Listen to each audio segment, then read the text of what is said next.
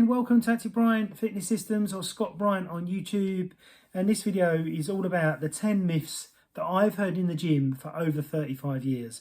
I don't know why it hasn't changed and why people still seem to think these things when I've been a PT for over 26 years and been working out for over 35. Cardio burns more fat. A complete lie. Gaining muscle and strength and conditioning helps you to gain the optimum and burn the optimum amount of fat. Stretching before exercise should not be done. Well, if you're exercising for over 60 minutes and you've got tight muscles and you don't stretch them, the chances of you having an injury is quadrupled, okay? Now, in the analogy, what one person said, we don't stretch when you go and run for the bus, but you're not running for the bus for an hour. And you're not training the body in a specific way, neither. You're just doing cardiovascular work to get to the bus on time. Does that make sense? It's really important to do corrective stretching before you exercise to get the body ready for exercise so you stay injury-free. The next one, exercising turns fat into muscle. So impossible, it's unbelievable. It's like listening with your nose but not listening with your ears.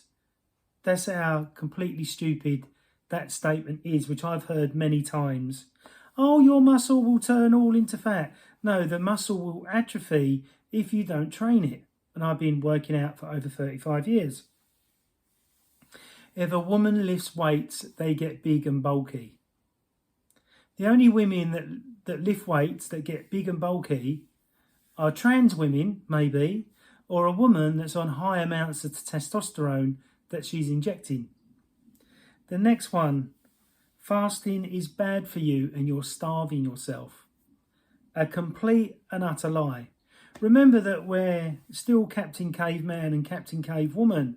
So if you would say walking to one part, say you was walking from London to Scotland and you couldn't get any food, you would be fasting until you had your next meal. Does that make sense? And they found with fasting that when you train fasted, you can burn more body fat because you're working your muscle. And muscle needs calories as well as fat in which to move.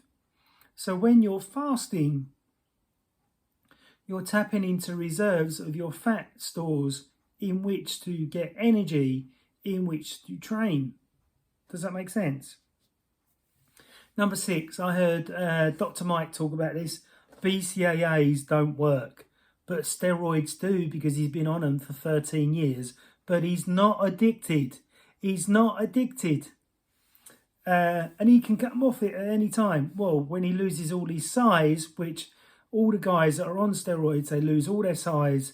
It's such a mess in the head. That's why they can't stop. That's where the addiction comes in.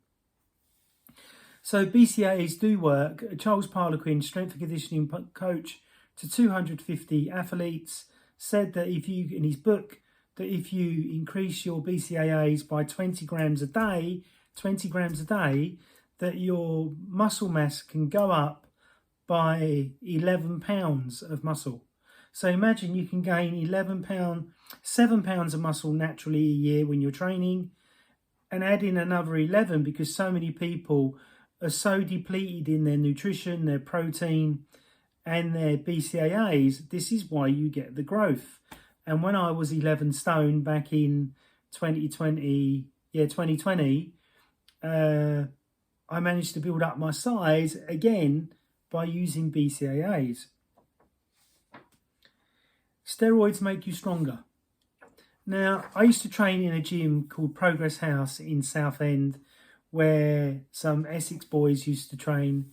Then I trained in another gym called the Physical Jerk, which was in Clacton. Then I trained in another gym, which was the Feline Fitness Centre in Pitsea. And a lot of the guys that are on steroids, you would meet them now and you would think they'd never trained. And when I trained beside these guys, they wasn't much stronger than me. But they were twice my size because of the gear. And they said scientifically, and Dr. Micah said this as well, that just sitting on a sofa every day taking steroids, you would get bigger without training, up to 40% bigger. But what you've got to remember is that the damage it's going to do to your health and long-term health, is it really worth it? And is it really worth getting addicted to a drug that when you're off of it, you don't have the capacity or the mindset in which to be able to push yourself to train? And if you're a man, your testosterone will drop so low that you'll think you're a trans man. You'll think you're a woman. So this is why I don't agree with taking drugs in which to get bigger when you can do it naturally. When I'm over 15 stone, 18-inch arms, but I've been working out for 35 years. It's not a weekend warrior thing to me, and it's what I do for a living. So really, really important, if you are going to decide to take steroids, educate yourself about it. Buy 5 books on steroids, read about them, and make sure you don't get counterfeit steroids from the guy in the gym, in the toilet, or in the car park out of the car boot.